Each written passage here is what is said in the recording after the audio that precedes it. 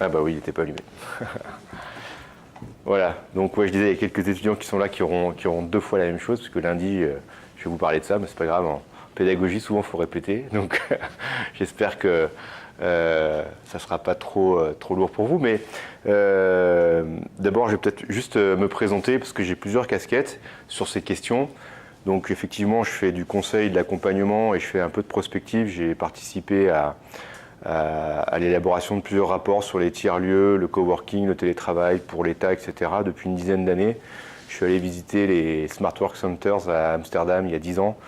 Et donc, j'ai fait ce travail-là. Et je suis également entrepreneur dans ce domaine puisque je lance une plateforme sur le coworking dont je parlerai tout à l'heure à la fin de mon exposé. Et puis, je suis, on peut le dire, un peu même militant et pratiquant de ces nouvelles formes de travail, puisque je travaille à la fois chez moi, chez mes clients, et puis dans un centre de coworking dans le village où j'habite, à Charly, à 15 km d'ici. Et voilà, donc j'ai plusieurs casquettes, et puis j'ai lancé aussi d'autres formes de tiers-lieux, qui sont des tiers-lieux académiques dans les universités et les écoles, qui s'appellent les Learning Labs, parce que j'ai travaillé à IRAM à Saint-Étienne pendant 4 ans et demi, et j'ai lancé ce réseau qui compte maintenant une centaine de lieux. Je reviendrai un petit peu sur les définitions de ces lieux. Voilà, pour vous dire d'où je parle. Alors pour commencer, je lance souvent cette petite animation, peut-être qui vous parlera. Alors là, c'est pas la grève des métros, c'est la congestion urbaine. Ça se passe à Zurich. Peut-être que c'est quelque chose que vous vivez tous les jours, en tout cas j'espère pas, mais en tout cas c'est une réalité dans toutes les grandes agglomérations entre 5h et 9h du matin. Voilà, c'est des fameux déplacements domicile-travail qui sont, j'allais dire, endémiques, qu'on n'arrive pas à résoudre, à réduire depuis 40 ans. Et je reviendrai un petit peu sur les raisons de cette situation, sur ses impacts et pourquoi le flex-office, le télétravail et les tiers-lieux peuvent être une des réponses à cette problématique. Parce que, évidemment, ça se paye tout ça. Cette hypermobilité à laquelle on ne renonce pas encore, c'est des coûts absolument gigantesques.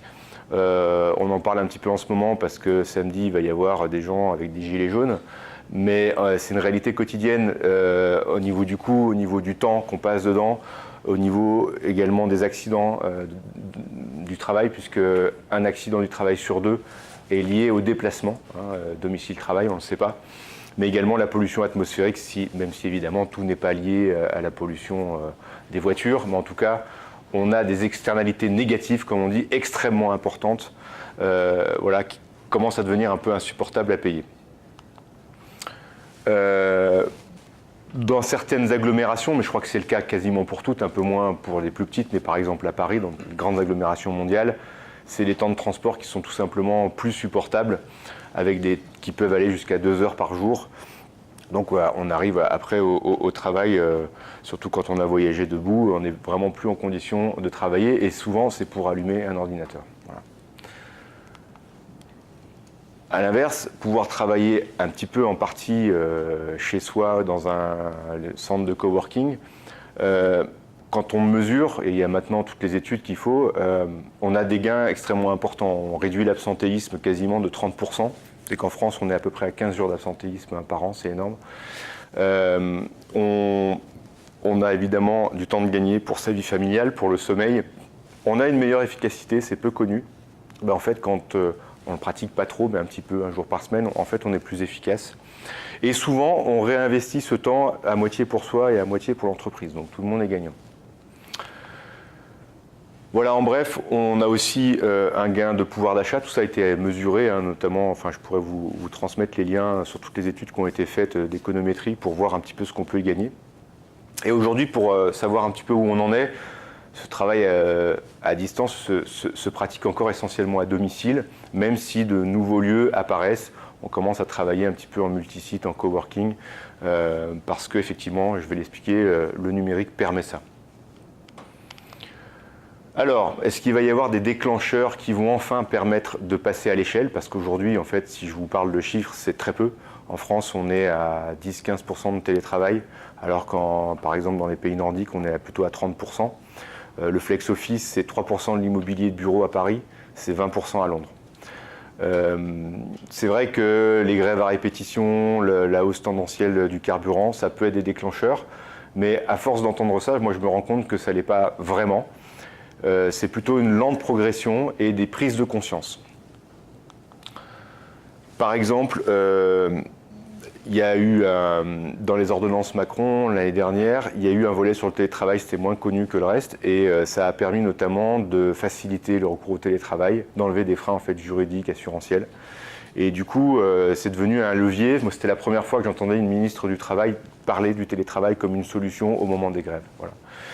Ça devient même une nouvelle politique publique. Alors dans la région Île-de-France, par exemple, bien sûr, on en a aussi parlé pendant les grèves. Pourquoi? Parce que les salariés de la région pratiquent le télétravail et parce que la région est en train de développer un réseau de 1000 tiers-lieux autour du centre de Paris pour justement permettre d'avoir cette infrastructure de lieux de travail partagés parce qu'effectivement, on ne peut pas faire des lignes de métro à chaque fois, c'est des milliards d'euros d'investissement. Le Grand Paris, c'est 15 à 20 ans de travaux. Et à un moment donné, cette infrastructure-là coûte moins cher et permet de se démobiliser une partie du temps. Et on le verra aussi, un autre enjeu de créer de l'activité ou de fixer un petit peu d'activité dans les périphéries. En France, c'est quand même là que la majorité des Français habitent, c'est dans les périphéries des grandes agglomérations. Alors, nouvelle politique publique, il y a une mission coworking qui a été lancée en début d'année et qui a rendu ses conclusions au mois de juin. Non, au mois de septembre, j'étais d'ailleurs à la remise du rapport. On a recensé 1800 tiers-lieux. Alors, tiers-lieux, dedans, il y a des learning labs, des fab labs, des hackerspace, des coworking, tout ça, des mots un petit peu barbares. En fait, ça regroupe des réalités très diverses, mais qui sont en gros des lieux d'activité économique, qui peuvent être dans le service ou même dans la production. Alors il y en a bien sûr au cœur des métropoles, c'est là que souvent il y en a le plus, mais il y en a aussi en dehors des métropoles, donc en milieu périurbain ou rural. Donc c'est vraiment des lieux qui se développent beaucoup et cette mission coworking ne s'est pas arrêtée à faire ce constat-là. C'est un rapport d'ailleurs, si ça vous intéresse, que je vous recommande parce qu'il est extrêmement bien fait. Mais une nouvelle politique publique va naître dès 2019 puisqu'il va y avoir 110 millions d'euros qui vont être investis à la fois par le public et le privé, à peu près à moitié-moitié, pour développer ce qu'ils appellent des fabriques de territoire, donc des lieux qui vont un peu coordonner d'autres lieux, qui vont être des lieux ressources sur cette nouvelle façon de travailler, cette nouvelle économie, ce nouveau type de lieu. Et puis il y a une instance nationale qui va coordonner comme un peu un syndicat de ces nouveaux lieux. De nombreux réseaux commencent à avoir le jour, par exemple en Aquitaine au niveau régional, en Occitanie, au niveau du Grand Lyon, peut-être vous ne le saviez pas, mais il y a Coworking Grand Lyon qui regroupe une trentaine d'espaces de coworking. Et puis, bien sûr, en Île-de-France, mais également à l'étranger, donc à Genève, moi où j'ai pas mal travaillé sur le lancement d'un réseau et qui est un peu l'origine du projet entrepreneurial que je porte, mais aussi en Belgique, aux Pays-Bas, puis ailleurs dans le monde, mais je n'ai pas fait un benchmark exhaustif. En tout cas, des réseaux-lieux commencent à émerger dans les métropoles, voilà, pour créer cette infrastructure. Ce qu'il faut savoir, c'est que finalement, c'est un moyen d'avoir des impacts assez forts, avec peu d'investissement, parce que si on fait des projections, par exemple sur Lyon, si on avait 10% de gens qui télétravaillaient dans la population éligible, bien sûr, parce que tout le monde ne peut pas le faire, eh ben on aurait des réductions à peu près de 6% des transports, ce qui équivaudrait à rendre un peu plus fluide. On retrouverait la fluidité le matin. Donc en fait, c'est de l'organisation, c'est pas des nouvelles infrastructures. Je vous dis, c'est pas comme faire un tram ou un métro, et on a tout de suite des impacts assez forts. Alors, la question qu'on peut se poser, c'est pourquoi ça va si lentement, parce que finalement, le télétravail, ça existe depuis 40 ou 50 ans, on en parle en fait, depuis qu'il y a des débuts de connexion et des ordinateurs. Alors certes, au début, on pouvait se dire, mais c'est parce que c'était pas assez mûr, c'est vrai, il y avait des débits qui étaient faibles, tout le monde n'était pas au courant, voilà. Alors moi, j'ai essayé de comprendre, donc je reviens un petit peu en arrière, faire de l'histoire, puisqu'on est à Lyon. Dans la colline en face, on travaillait de chez soi en fait, il y a 150 ans. On travaillait de chez soi dans les fameux canuts, parce qu'on mettait les métiers à tisser. Et les manufacturiers travaillaient chez eux, et puis les paysans, c'est pareil, ils dormaient dans leur ferme. Donc majoritairement, on travaillait de chez soi. Donc c'est pas nouveau en fait. Et puis, quand les métiers à tisser ont cessé d'être mécaniques, mais il y a eu la vapeur en fait, l'énergie qui est arrivée, ils sont devenus trop grands, ils rentraient plus pourtant dans ces canuts. Donc on a inventé évidemment les manufactures. Et ensuite, après c'est le début de l'aventure industrielle, c'est donc le salariat, les syndicats, enfin on a créé, et puis la création des villes modernes, et puis l'automobile qui est arrivée, et on a créé effectivement un contexte où on a commencé à aller au travail, alors qu'avant en fait on travaillait depuis chez soi. Et du coup, est-ce que c'est un lieu ou est-ce que c'est un verbe? Aujourd'hui, on peut se poser la question. Alors moi, je fais le parallèle avec l'adduction d'eau. Quand il n'y a pas d'adduction d'eau, on va chercher de l'eau au puits.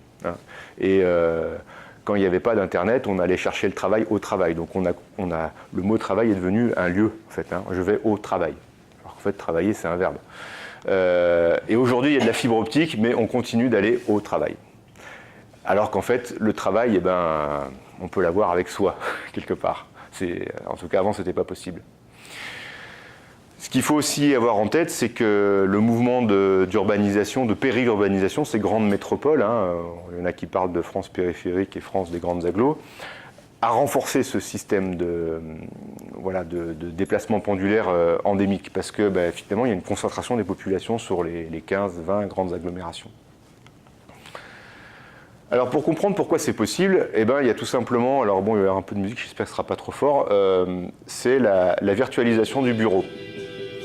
Depuis 40 ans, le bureau que vous avez peut-être connu, où il y avait une map monde, un fax, un téléphone, les contacts, se sont numérisés. Donc petit à petit, on a le PDF, on a Google Maps, on a Gmail, on a Facebook, on a Skype, YouTube, LinkedIn, voilà, finalement, le bureau classique dans lequel on devait aller, on retrouvait ses archives et tous ses outils, aujourd'hui, en fait, il tient dans un ordinateur portable. Moi, je l'ai sur moi, donc mon bureau, il est avec moi, en fait. Je peux travailler de partout. Donc cette numérisation, elle explique ces nouvelles possibilités. Et pour bien comprendre, l'entreprise, sa digitalisation, elle se fait en plusieurs étapes. Mais on commence par les tâches. Les métiers sont constitués de tâches, les fonctions, les directions sont composées de métiers et l'entreprise est composée de différentes directions. Et en fait, si on ne comprend pas ça, que ça commence par les tâches, on rate notamment la capacité de beaucoup de monde à travailler en mobilité. Je vais vous prendre un exemple, les orthophonistes. Alors pourquoi je vous prends les orthophonistes? Parce que ma femme est orthophoniste, mais elle n'est pas orthophoniste avec les enfants, elle travaille à l'hôpital, avec des personnes âgées. Et donc si vous pensez orthophoniste, le poste orthophoniste, on va vous dire, en fait dans les postes éligibles, il n'y a que 25%. C'est pas énorme 25%. Par contre, si vous raisonnez à la tâche, donc ma femme elle voit des patients à 60%, mais à 40%, elle fait quoi? Des bilans sur un ordinateur. Donc il y a 40% de ces tâches qui peuvent être faites n'importe où.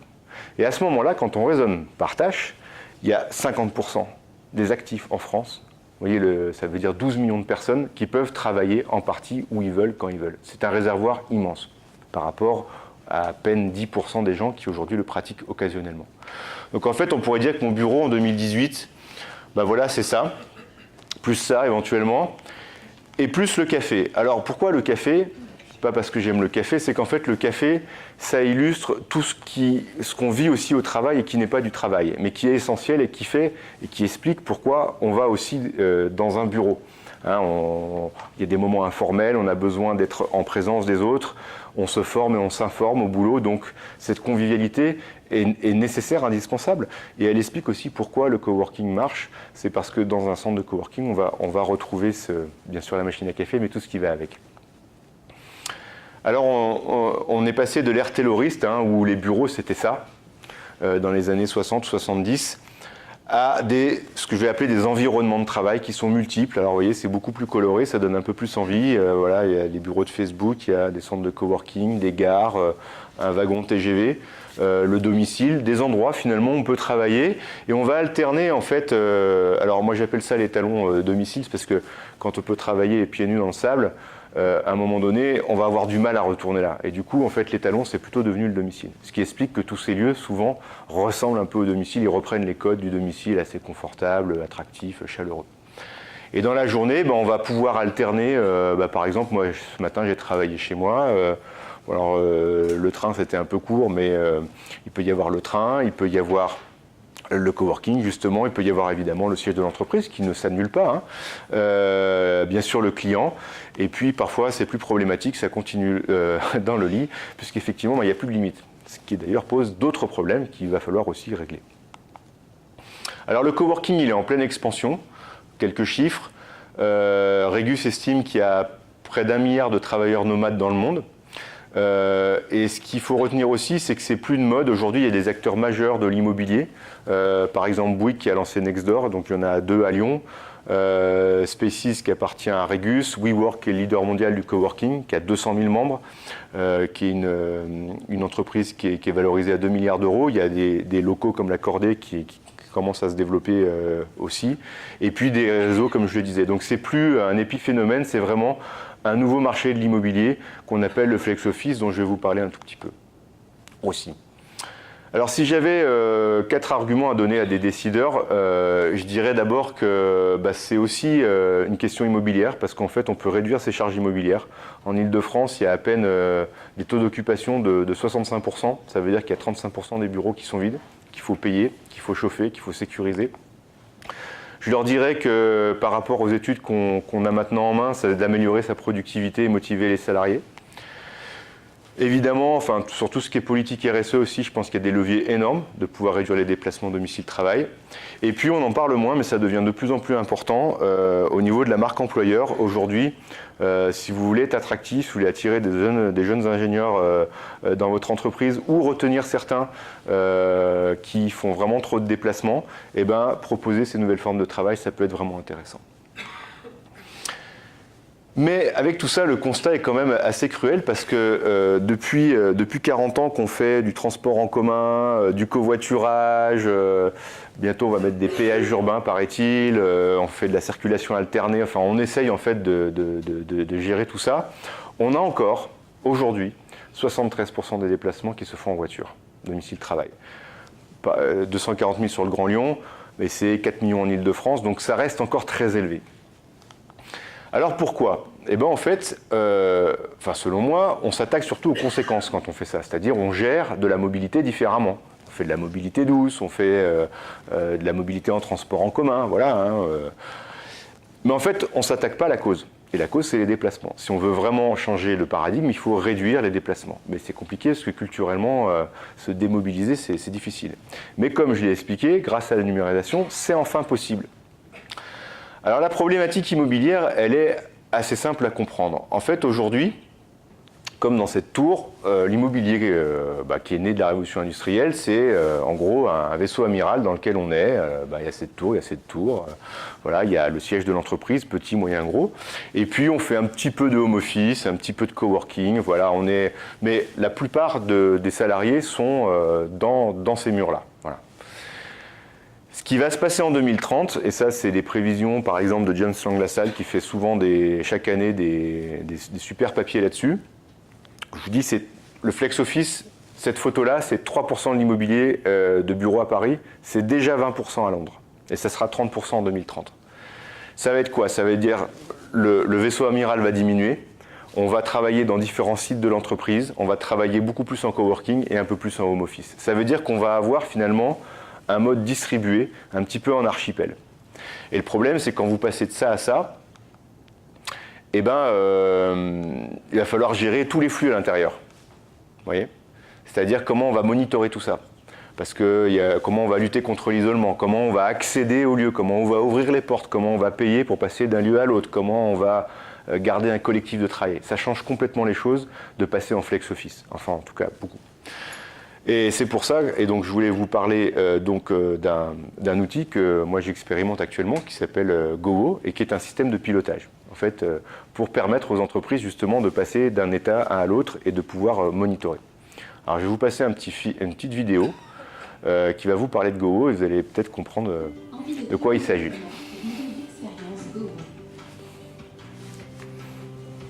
Il est 8 heures. Chaque jour, un chaos automobile congestionne l'agglomération. Des dizaines de milliers de travailleurs perdent un temps précieux en transport et les voitures asphyxient le territoire. Benoît profite de ce créneau pour emmener son fils à l'école, puis de retour chez lui relève ses mails. Il jette un œil sur GoWo pour voir qui est présent aujourd'hui au centre de coworking proche de chez lui et dans lequel il se rend chaque semaine. Il confirme la réservation d'une salle de réunion prévue pour rencontrer un client important vers 11h. Il file ensuite à vélo au centre de coworking où il retrouve un cadre de travail professionnel, une communauté et du business. Chloé, qui anime le lieu, l'accueille. Elle l'informe qu'aujourd'hui, une réunion de club d'entreprise est organisée entre midi et 2 par Thomas, un chargé de développement économique de l'agglomération. La gestion d'événements sur GoWo permet à Chloé de diffuser ce genre d'informations utiles à toute la communauté et de promouvoir efficacement ses propres événements. Depuis qu'elle utilise GoWo, ses membres sont interconnectés, échangent de bons plans et se relient à d'autres communautés. Thomas s'appuie régulièrement sur les lieux de travail partagés pour réunir ses partenaires. Pratique et avantageux, il fait travailler l'économie locale. Grâce à GoWo, il est connecté au réseau social économique de son territoire. Juliette, une responsable clientèle hypermobile d'une entreprise de la région, rejoint le coworking pour midi. Elle utilise GoWo pour trouver facilement des lieux de travail partagés où se poser ponctuellement. Elle profite de l'événement organisé aujourd'hui pour faire du réseau. Déjeune sur place, boit un café et profite d'une heure de battement pour finir un dossier au calme. Sympa les coworkers de ce centre, elle y reviendra sûrement un de ces jours. Sa journée se termine enfin par un dernier rendez-vous dans un café Wi-Fi avant de rentrer chez elle. GoWo est devenu son meilleur ami pour dénicher le meilleur endroit au bon moment. Grâce à son panier électronique, elle ne sort pas sa carte de crédit et peut facilement travailler d'un lieu à l'autre sans formalité. Plus de frein pour le travail en mobilité. Benoît, Chloé, Thomas, Juliette et bien d'autres se relient chaque jour sur GoWo pour se retrouver dans la vraie vie. Catalyseur des nouvelles formes de travail, GoWo crée un réseau puissant et contribue à réduire les déplacements liés au travail, stimule l'entrepreneuriat et l'innovation et permet un meilleur équilibre entre le centre-ville et ses périphéries.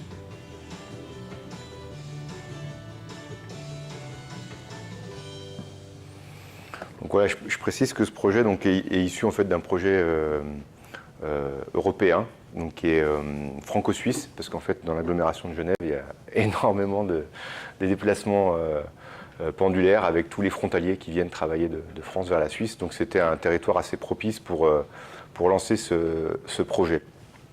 En fait, ce qu'on propose à l'utilisateur, c'est de pouvoir trouver un lieu facilement sur smartphone ou voilà, de façon géolocalisée, une salle de réunion, avoir les disponibilités, payer avec un système unique et puis retrouver son réseau avec qui on travaille. Pour les employeurs, c'est une manière de piloter, en fait, de monitorer ces nouvelles formes de travail pour savoir ce qui se passe, de savoir où sont les collaborateurs, de connaître les taux d'occupation des locaux et donc en fait aussi pouvoir produire des données pour optimiser derrière leur immobilier d'entreprise. Et puis pour les lieux de travail partagés, c'est avoir plus de visibilité pour avoir plus de clients. C'est mieux gérer en fait les flux à l'intérieur, par exemple la réservation des salles de réunion, etc. Et puis c'est animer la communauté parce que dès que vous avez un peu de monde, alors pas des tout petits centres, mais dès que vous avez 100, 200 personnes, il faut savoir qui est qui pour que les gens se connectent entre eux et qu'il y ait une vie un petit peu dans le lieu. Donc cette application, voilà, c'est une réponse technologique, mais pas seulement à cette nouvelle donne, parce que vous comprenez que si effectivement le travail devient un petit peu dispersé, qu'on se met à travailler un petit peu de partout grâce à cette liberté que nous donne le numérique, il faut repenser l'expérience de travail. Alors c'est un énorme changement culturel, c'est vrai, mais les nouvelles générations s'adaptent très facilement à ça, voire elles le veulent, ce que je disais tout à l'heure. Et puis le management évolue et maintenant je pense que les choses sont mûres pour y passer et je vais peut-être laisser la parole à Benjamin pour qu'il puisse lui, pour le coup, témoigner de ça puisque lui il le pratique. Moi je le fais un petit peu mais voilà, je vais lui laisser la parole. Très bonne transition. Bonjour, c'est Benjamin Lagnac. Je suis senior développeur chez Faber Novel. Faber Novel, c'est un groupe qui est expert en innovation. Merci. Expert en innovation, le but de la société, en fait, c'est de proposer aux grandes entreprises des moyens d'accéder à l'innovation de la même façon que peuvent le faire les startups. Et elle le fait à travers de nombreux testos. Ça peut être le conseil en marketing, conseil, l'exploitation des data.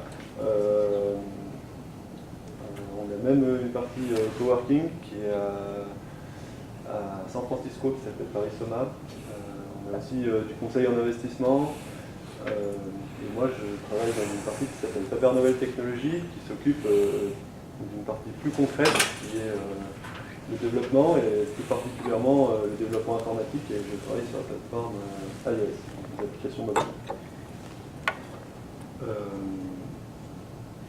On a eu, au travers des différentes années pendant lesquelles j'ai travaillé chez Faber Novel Technologies, c'est-à-dire 6 ans, plusieurs moments où on a pu expérimenter du travail à distance, du coworking, ou encore du télétravail. Et je vais essayer de vous parler des différentes expériences que j'ai pu avoir, et de la façon dont on a pu s'améliorer, parce qu'on partait, comme vous allez le voir, vraiment de zéro.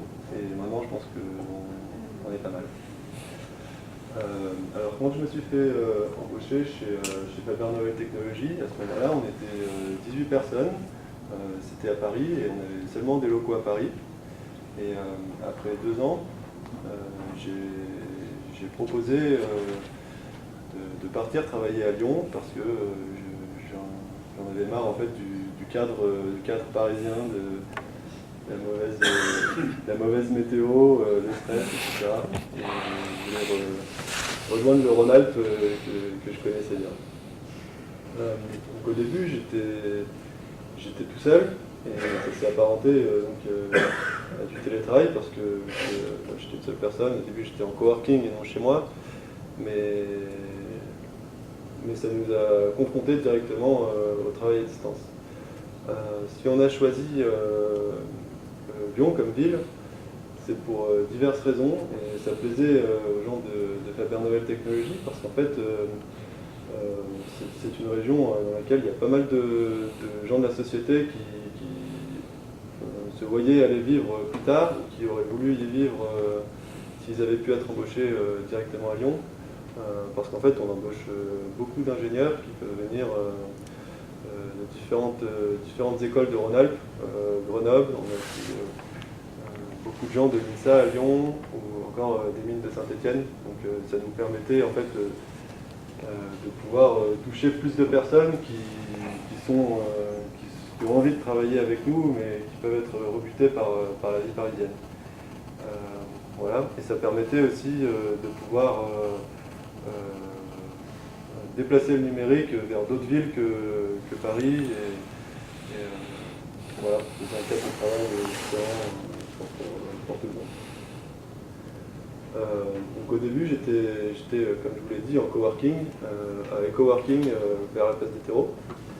Et on a commencé à travailler à distance avec mes autres collègues qui, eux, étaient tous dans les locaux, parce qu'à ce moment-là, on faisait pas du tout de télétravail.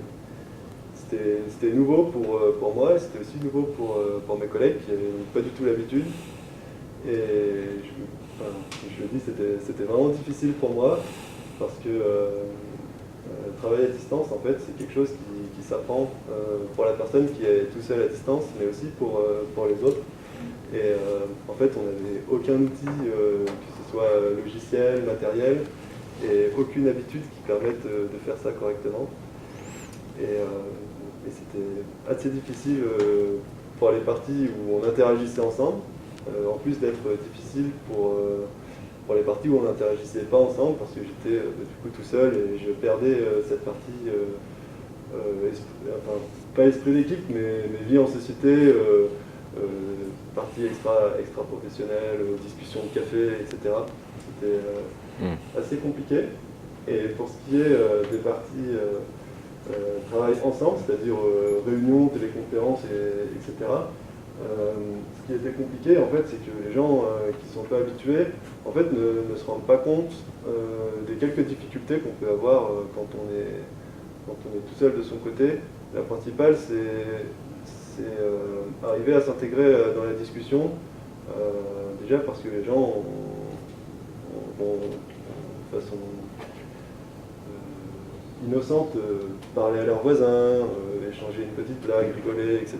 Arriver 5 minutes en retard à la réunion parce que la réunion a commencé de façon informelle dans une autre partie des locaux, etc. Et quand on est sur son ordinateur, en fait, on ne s'en rend pas compte de l'autre côté que des choses se passent et qu'on n'y a pas accès. Donc ça, c'était vraiment difficile. Et ça demandait pas mal d'efforts de mon côté et aussi du côté des autres qui pouvaient s'en rendre compte pour que tout le monde prenne les bonnes habitudes. En plus de ça, ça nous a aussi permis d'acheter le matériel adéquat, des caméras grand angle, un peu de matériel audio de qualité correcte, et de trouver des logiciels qui étaient adéquats. Donc maintenant, comme logiciel, on utilise Slack pour tout ce qui est messagerie instantanée. Ce qui était bien aussi sur Slack, c'est qu'on a pas mal de gens qui font du développement plus que mobile, du back-end, etc.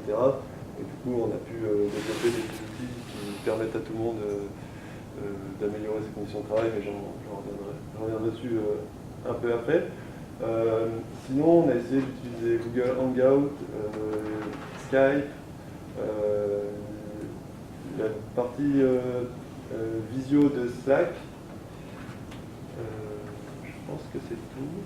Et en fait, on alterne un petit peu entre de différents outils. On utilise pas mal Skype pour les conversations 1-1, ou sinon Slack pour les conversations 1-1 et Skype quand on fait des conférences à tout le monde. Et Hangout, ce qui est bien, c'est qu'on peut donner des liens pour tout le monde. Donc ça permet à chacun, enfin tous ceux qui ont l'URL de rejoindre les conférences. C'est intéressant quand il y a beaucoup de monde. Mais au début, quand on n'avait pas d'habitude, on passait 5 minutes à trouver le bon outil, à trouver une connexion internet correcte, avec une bande Wi-Fi qui allait bien, brancher le micro, etc. Voilà. C'est vraiment une question d'habitude. Et en fait, une fois que tout le monde est lancé, c'est plutôt agréable d'être dans sa salle tout seul et de pouvoir suivre la réunion de façon correcte avec les autres. Et ça permet même de temps en temps de pouvoir faire autre chose discrètement sur son ordinateur en même temps. Petit truc qu'on peut se permettre. Donc cette partie, ça a duré à peu près 6 mois. Ensuite, comme ça se passait bien, qu'on avait toujours de nouveaux projets, etc., on a pu grossir et on est passé à 4 personnes à Lyon dans des locaux en Colocation. Colocation, merci. Ouais. En colocation. Et ensuite, toujours en grossissant, on est allé à la Tour du Web, où on a fait du coworking sur un plateau qu'on avait partagé avec 3 autres sociétés. On avait 100 mètres carrés et du coup 15 postes. Et ça nous a permis de continuer dans cette optique-là, d'avoir des conférences, des téléconférences entre Paris et Lyon régulières, pas mal de trajets entre les deux sites et des gens qui s'habituaient vraiment à travailler ensemble. Voilà. Là, la difficulté, ça a été de pouvoir garder une cohérence d'équipe et un esprit d'équipe entre les différents sites, et pas avoir un groupe de collègues à Lyon qui se forment et qui fassent des activités sans vraiment échanger avec les Parisiens. Et pour ça, on a vraiment mis les moyens de permettre aux gens de faire des trajets, que ce soit professionnels, voire extra-professionnels, en profitant de l'occasion pour aller dans les autres locaux. Et on a eu beaucoup d'échanges avec des gens qui allaient vraiment régulièrement passer un week-end à Paris ou à Lyon à l'accident. Et c'était très intéressant du coup de voir qu'on pouvait garder un vrai esprit d'équipe avec des gens qui se connaissent. Et quand on fait des événements sur lesquels on a tous les gens de la société qui sont ensemble, on se rend compte que les Parisiens n'hésitent pas à aller quitter avec les Lyonnais et inversement. Donc ça a bien payé, c'est toujours une réussite. Voilà. ensuite, une fois qu'on a vu qu'on avait le matériel nécessaire pour que tout le monde puisse travailler sans être dans les mêmes locaux, on s'est rendu compte que ça serait bien que les gens puissent faire du télétravail. Et on a permis aux gens de faire du télétravail, donc d'abord en essai, et ensuite un peu pour tout le monde, à hauteur d'1 jour par semaine. Et on s'est rendu compte que ça plaisait vraiment aux gens, ils en profitaient pour aller dans leur famille en prenant le lundi pour travailler chez leurs parents, etc. Voilà. Ça c'est le côté positif. Après, il y a des points sur lesquels il faut faire attention parce que télétravailler, ça paraît anodin, mais il y a quand même quelques règles à suivre. La première, c'est que effectivement, il n'y a pas besoin de beaucoup de matériel quand on travaille sur son ordinateur comme ingénieur.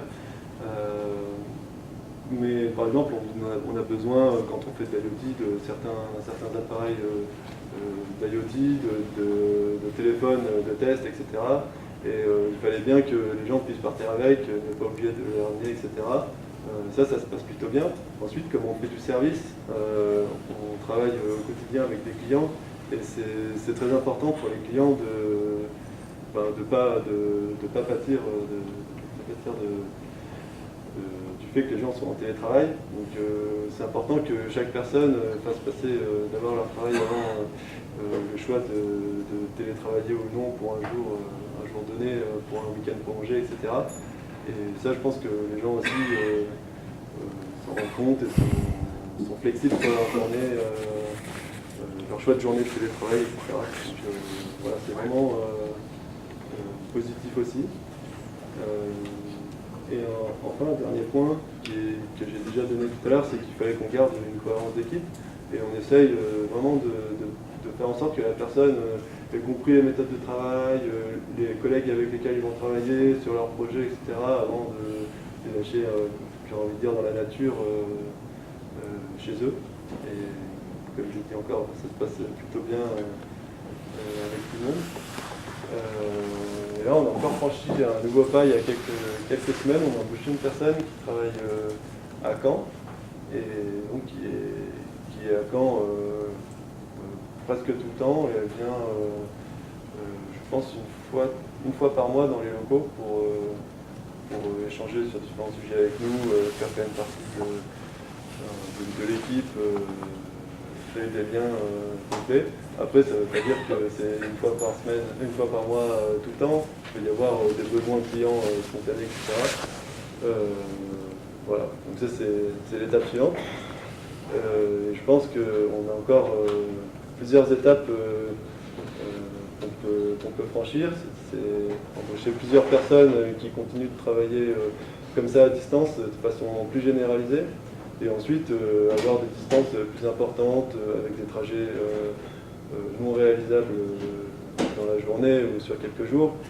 Et enfin, ça pourrait encore être travailler sur des fuseaux horaires différents qui posent encore des problématiques beaucoup plus importantes à mon avis. Voilà, je pense que c'est un peu tout sur mon expérience. Merci beaucoup Benjamin. Je pense qu'on va laisser Jean Pouly interagir et réagir sur cet exposé. Puis après, vous avez la parole et vous pourrez poser des questions. Dans un premier temps, Jean. Oui, c'est assez éclairant sur ce que je vais appeler la courbe d'apprentissage. En fait, je trouve le témoignage de Benjamin est assez illustratif d'une réalité, c'est que ça s'expérimente, c'est expérientiel. On pourrait dire demain, allez, on passe tous au télétravail, mais ça ne marcherait pas. C'est-à-dire que d'abord, il y a des limites dans chaque chose. Il y a des limites dans le travail à domicile, il y a des limites dans le coworking, il y a des limites dans tout. Donc il faut savoir les connaître. Et souvent, c'est par l'expérience qu'on les connaît. C'est-à-dire, on voit ce qui se passe, on se rend compte qu'effectivement, il faut ajuster les outils, il faut ajuster les horaires, voilà. Ce que je trouve aussi très intéressant, c'est que ça donne des perspectives quand même assez motivantes, non seulement sur la qualité de vie. Je crois que c'était quand même dans ce que tu as exposé, voilà, le fait de pouvoir venir à Lyon pour certains, une autre qui est à Caen. Moi j'en ai pas mal parlé, mais c'est pouvoir concilier la vie personnelle et la vie professionnelle. Et puis, et j'en ai aussi parlé quand je voulais donner des arguments à des décideurs, le recrutement. Aujourd'hui, effectivement, ça ouvre des possibilités de recrutement. Tu as même parlé de fuseau horaire à l'international, pourquoi pas? C'est-à-dire qu'on peut travailler avec des gens qui sont à distance. Et cette pratique est quand même particulière, c'est vrai. Ça ne s'improvise pas. Moi, j'en ai peu parlé et je trouve que c'était très bien que tu en parles toi. C'est vrai que c'est particulier. Alors l'avantage des tiers-lieux, puisque c'est quand même aussi un peu au cœur du sujet, c'est que ça redonne un cadre. Voilà. Ça donne un cadre de travail assez clair par rapport au domicile, parce que le domicile, tout le monde, on est un peu inégaux face à ça. C'est-à-dire qu'il y en a qui ont une pièce dédiée, il y en a qui n'en ont pas, il y en a qui ont des enfants, il y en a qui n'y arrivent pas. Et ça, moi, je le comprends. Enfin, moi, j'y arrive, mais j'ai mis du temps à y arriver. Il y a eu des moments où j'y arrivais plus. Alors, je suis parti en coworking. Donc, je pense que, en tout cas, tout est posé, tout est là. Maintenant, je reste persuadé que ça reste une mine d'or peu exploitée, un levier peu exploité, et que c'est finalement surtout de l'organisation, de la conduite du changement, du soft. C'est pas des grosses infrastructures. Les outils sont quasiment tous là maintenant. C'est vrai qu'il y a 15 ans, il n'y avait pas Slack, il n'y avait pas Skype, il n'y avait pas les réseaux sociaux. Donc maintenant, on a quasiment tous les outils. Ça ne coûte pas très cher. Au niveau de la connectivité, on n'en a pas parlé, mais ça commence aussi à devenir assez bien. C'est-à-dire qu'il n'y a plus trop de problèmes de débit, même quand on s'éloigne un peu. Donc voilà, il faut finaliser cette révolution culturelle qui est de pouvoir travailler comme ça. Puis je pense que dans 20 ans, ça deviendra une norme. Merci beaucoup Jean, je pense qu'on va passer aux questions. On applaudira, on peut peut-être applaudir nos deux conférenciers.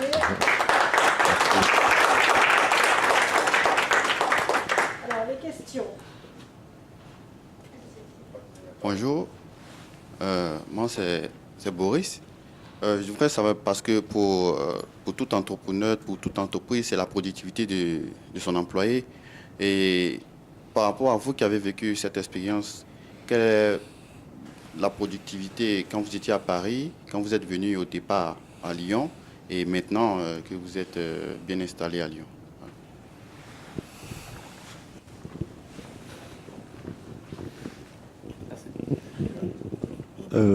Maintenant qu'on est bien installé, je pense que la productivité elle est équivalente puisque les cadres de travail sont les mêmes qu'on soit à Lyon ou à Paris.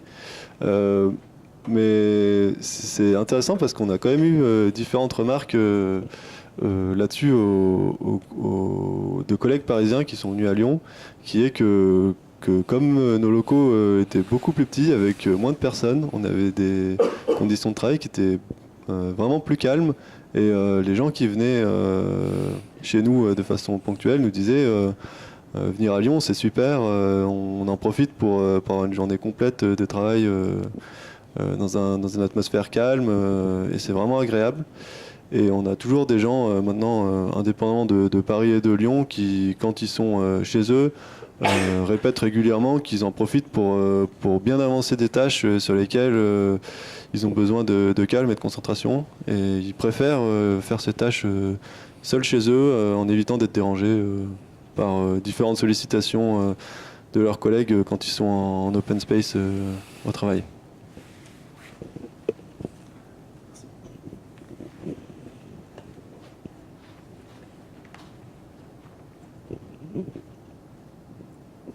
Oui, bonjour, Jean-Claude Frézal. J'ai une question bassement matérielle, sachant qu'à Boulogne-Billancourt, 1 mètre carré à l'année, ça vaut 3-4 000 euros. Grosso modo, un poste de travail, c'est 20 à 30 000 euros. Quel est le coût du poste de travail dans votre organisation lyonnaise? Tout compris. C'est-à-dire vous divisez par le nombre de bipèdes ce que vous dépensez pour travailler. Pour une personne à Lyon. Ouais. Dans votre schéma, finalement, dans votre nouvelle organisation. J'ai pas l'ensemble des chiffres exacts parce que c'est pas moi qui m'en occupe dans la société. Mais là, on a des locaux qui font 300 mètres carrés dans lesquels on est 15. On a des sous-locataires, des colocataires qui sont autant que nous, donc on peut considérer qu'on est une trentaine de personnes.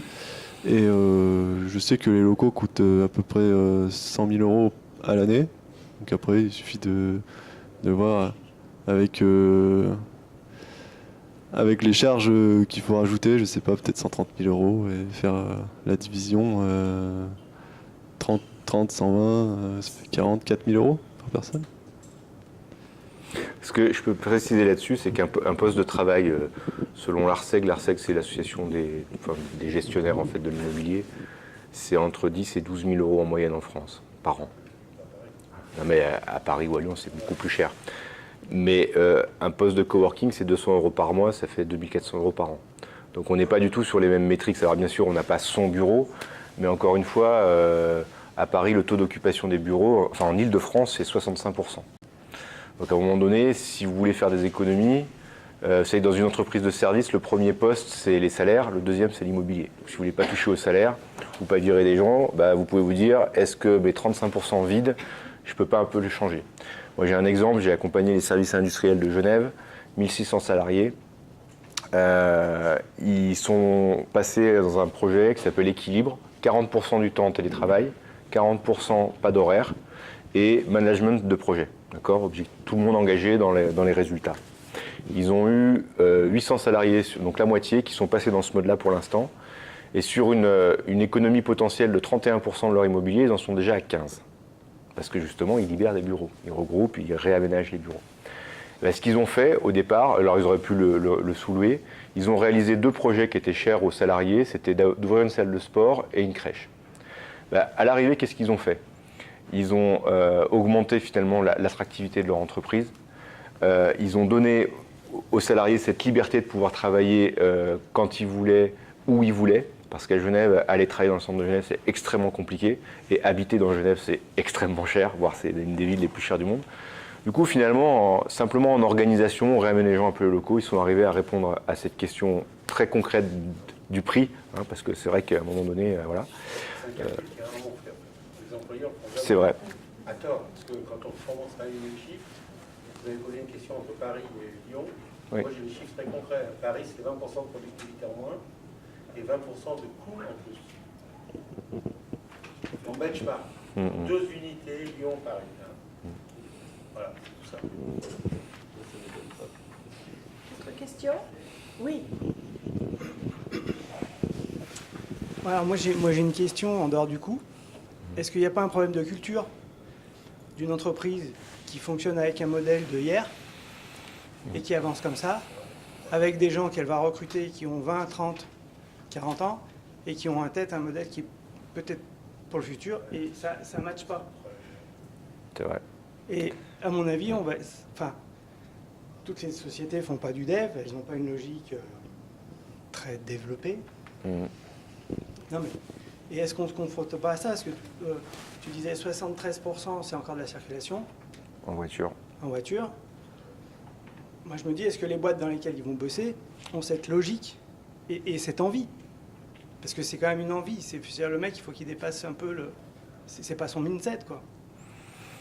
Là aussi, alors, il y a une question de génération, mais il y a aussi dans cette question de génération, il y a aussi des expériences différentes. Je vais prendre un exemple. On constate souvent, quand on sort de l'école, quand on est jeune, on a plutôt envie d'habiter dans les villes. Et on n'a pas 300 mètres carrés et on a plutôt envie de sortir, de voir des gens. Bon.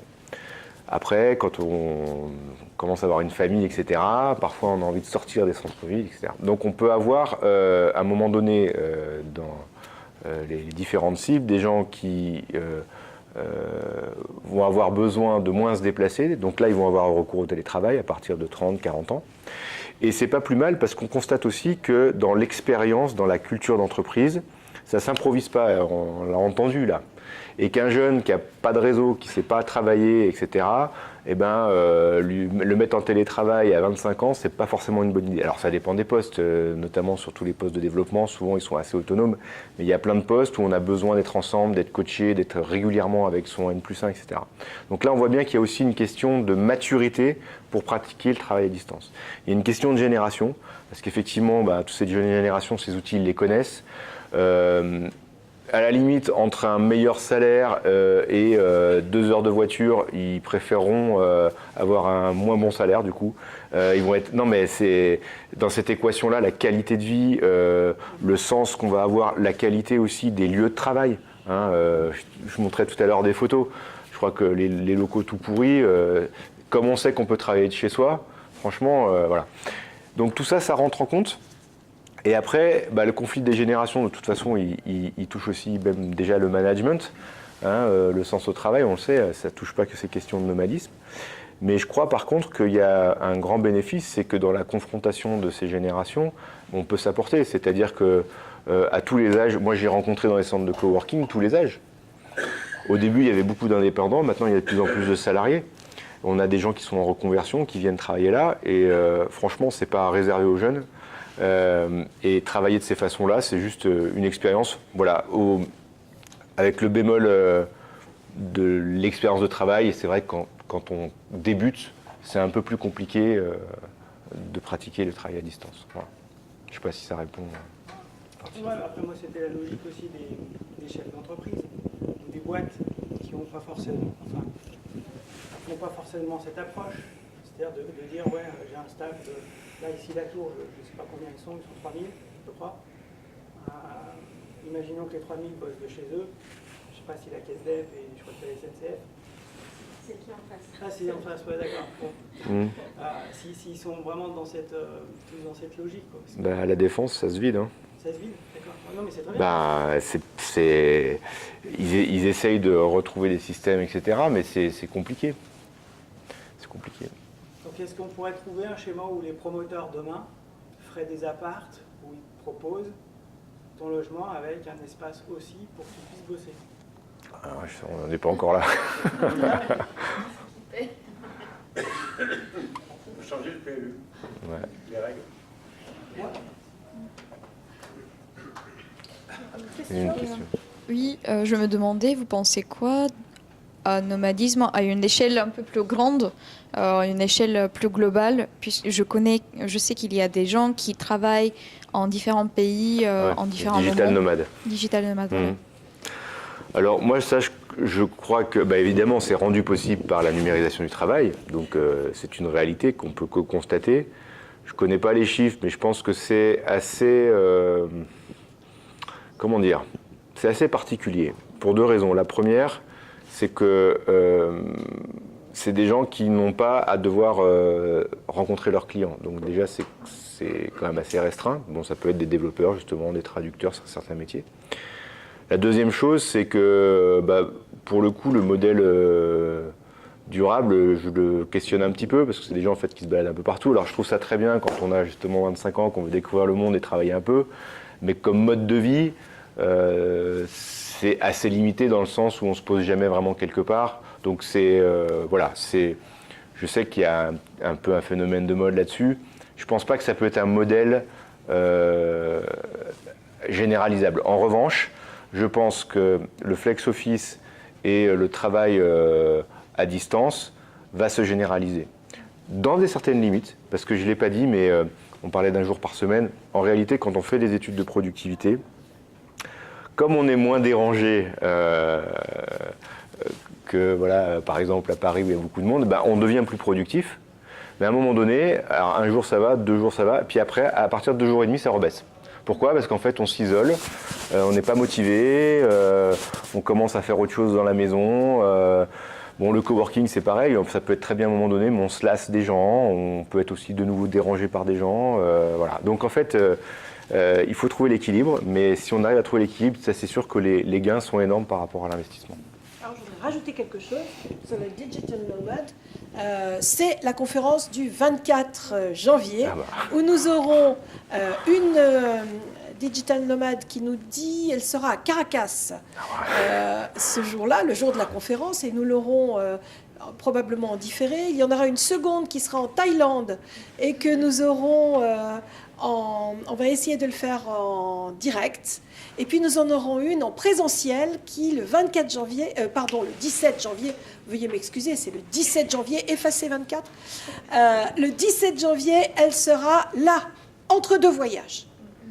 C'est peut-être la conférence la plus difficile à monter. Mais elles répondront à votre question, mademoiselle. Sinon, on peut aller à Caracas. Ouais. Je pourrais lui proposer.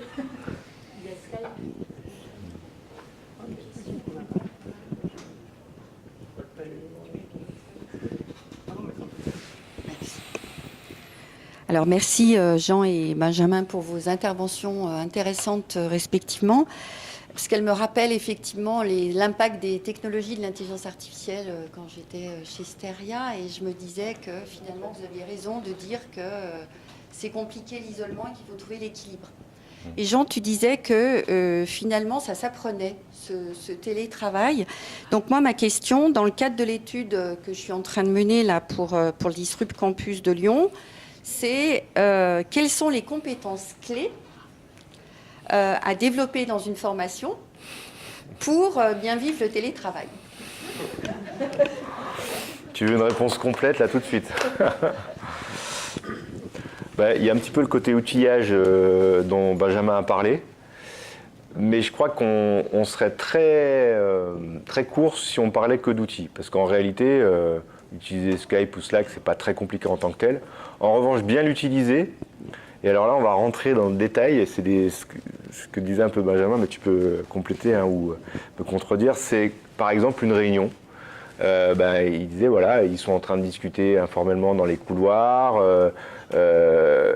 malgré ce qu'on appelle les araignées avec des micros qui s'ouvrent, n'empêche que c'est difficile de prendre la parole parce que les autres ne voient pas qu'on parle forcément, même s'il y a, on n'a pas la fluidité. Donc ça veut dire par exemple les réunions à distance, il faut qu'elles soient assez courtes, il faut qu'elles soient coordonnées par quelqu'un qui distribue un peu la parole, il faut que les objectifs soient très clairs. Alors ce qui est intéressant, c'est que du coup souvent on fait des meilleures réunions. Alors on n'a pas le côté couloir, mais ça il faut le réserver quand on se déplace.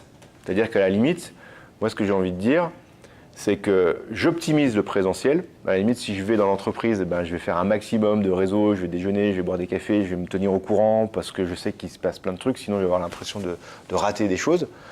Et par contre, quand je vais être chez moi ou isolé dans un coworking au calme, je vais faire des tâches où je vais pouvoir me concentrer.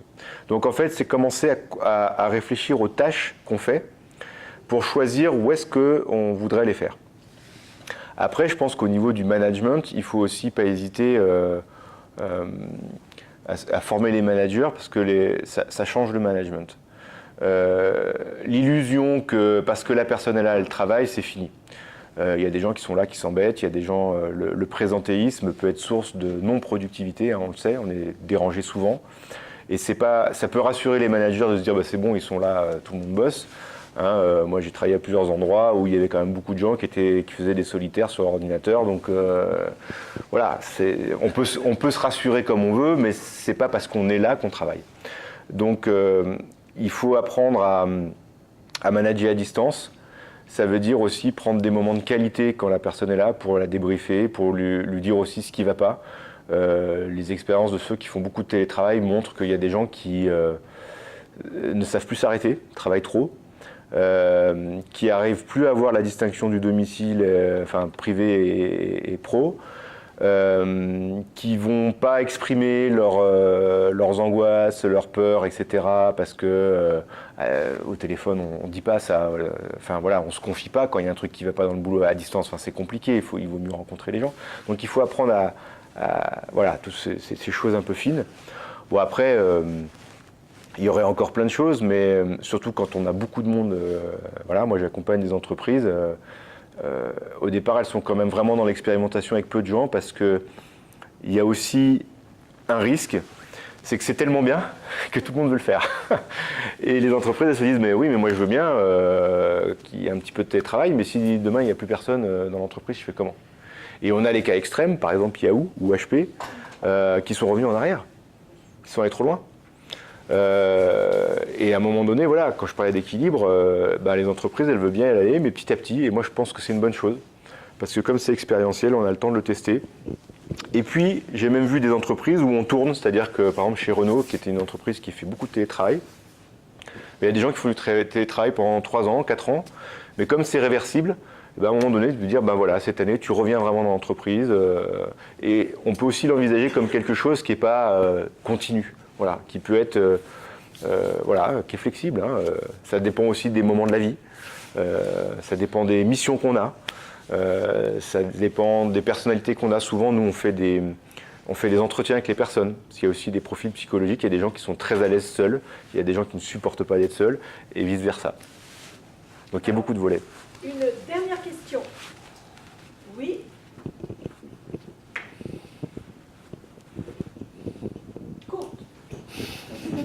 Merci Béatrice. Donc Hervé Routon. Moi j'ai eu l'expérience de travailler en télétravail il y a très longtemps, puisque au début j'avais pas de micro-ordinateur, puis à un moment donné j'ai eu un micro-ordinateur, puis j'ai eu un téléphone portable, et puis voilà. Bon. Et puis un peu plus tard, j'ai quitté un métier de consultant qui était un métier de nomade et digital nomade par excellence pour devenir manager d'une boîte. Qu'est-ce que je me suis embêté à être obligé d'être contraint de travailler à un bureau. Donc je me dis finalement, c'est mon caractère, et peut-être d'autres personnes seraient aussi comme ça, vous l'avez un peu cité, cette capacité qu'on a plus ou moins. Et finalement, pourquoi est-ce qu'en fait, dans ce bureau, je trouvais quelque chose de limité, c'est qu'en fait, on est beaucoup moins concentré sur la production de valeur ajoutée. Au bureau ou... Au bureau, ouais. Dans un bureau fixe, ainsi de suite.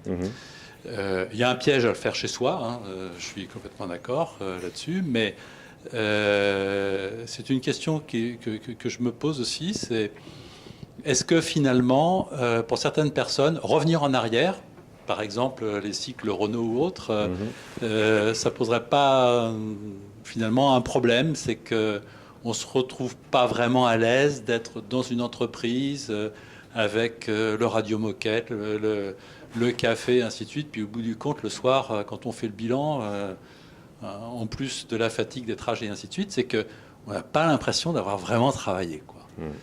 Et du coup, c'est perturbant. Si je vous dis, ça dépend des profils, ça dépend des âges de la vie, des postes, etc. C'est assez relatif. Mais par rapport au retour en arrière, ce qui peut être compliqué, c'est quand on prend l'habitude... C'est pour ça, enfin moi je suis un promoteur de tout ça, donc je peux pas vous dire le contraire, mais moi par exemple, ça fait 10 ans que je travaille comme ça, je me vois mal revenir à 100% dans un bureau. En revanche, il y a eu des moments où ça me manquait. J'ai commencé mon activité avec Econum, j'étais seul chez moi, j'avais 3 enfants en bas âge, j'ai couru au centre de coworking à l'accordé et j'étais prêt à descendre en vélo, prendre le train et payer mon truc à l'accordé parce que je pouvais plus travailler chez moi et ma femme et mes enfants voulaient plus que je sois là, quoi. Donc vous voyez, c'était réciproque. Et puis à un moment donné, j'ai retrouvé un nouvel équilibre et puis voilà, après c'est un petit peu chez moi, un petit peu coworking. Bon. J'ai eu aussi des expériences salariées, parce que quand je travaillais à l'université à Saint-Étienne, ils avaient accepté que je sois un peu en télétravail aussi. Et j'avais trouvé un nouvel équilibre. Je passais 2 jours là-bas où j'étais vraiment... Alors les 2 jours là-bas, c'était vraiment le bon côté du bureau. On se parlait beaucoup, on faisait des réunions tout le temps. Bon alors, c'est sûr, j'avais pas l'impression de travailler dans le sens avancer un dossier, faire beaucoup de mails, mais c'est pas grave. Je faisais un peu des mails dans le train, j'en refaisais un peu chez moi. Puis après, j'avais mes jours au calme chez moi. Et là, j'avais l'impression d'être plus productif. Mais là où je mettrais un bémol, c'est que, quand je vous disais tout à l'heure, il y a le café. Le café, ça ne veut pas dire simplement la convivialité. C'est qu'en fait, au travail, dans le bureau avec les autres, on fait plein de choses. En fait, on travaille. On n'a pas l'impression de travailler, mais on travaille. Pourquoi ? Parce qu'on collecte de l'information, on la retraite, on s'informe, on fluidifie les relations avec les autres. On a besoin des autres. Le travail, c'est un collectif. Donc en fait, on n'a pas l'impression d'être productif dans le sens... j'ai fait le dossier que je voulais faire, j'ai traité tous mes mails ou je sais pas quoi, mais en fait on travaille. Donc il ne faut pas les opposer, il faut que ça s'équilibre. Et alors après, je ne rentre pas dans le détail des métiers. C'est vrai qu'il y a des codeurs qui sont tous les jours devant leur écran. Et moi je connais des gens qui bossent de chez eux depuis 20 ans et qui travaillent tout seuls. Bon, mais c'est minorité, on ne peut pas le mettre à l'échelle. Il y aura toujours des grands collectifs de travail. C'est comme depuis la révolution industrielle, c'est comme ça, et c'est pour ça qu'on a le monde qu'on a. C'est parce qu'il y a des immenses collectifs qui sont regardez les entreprises de 200 ou 300 000 salariés, ce qu'elles ont réalisé. Donc, mais voilà, ça se reconfigure. Merci Jean et Benjamin pour cette conférence.